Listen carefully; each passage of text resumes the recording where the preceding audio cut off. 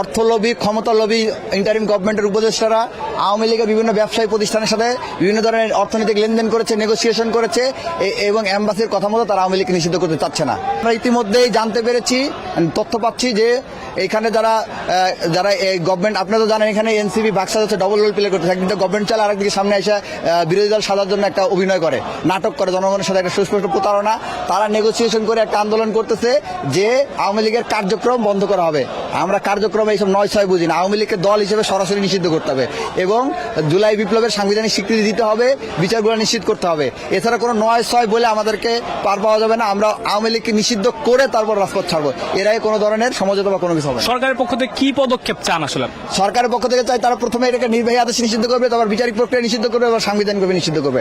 আমরা এটাই চাই, প্রত্যেকটা পর্যায়ে নিষিদ্ধ চাই। আমরা কোনো বিচারিক বা শুধু এটা চাই না। আমরা আমাদের প্রথম কথা হচ্ছে আগে নির্বাহী আদেশ নিষিদ্ধ করতে হবে, পরে বিচারিক, পরে অন্যান্য প্রক্রিয়া, প্রত্যেকটা প্রক্রিয়া নিষিদ্ধ করতে হবে।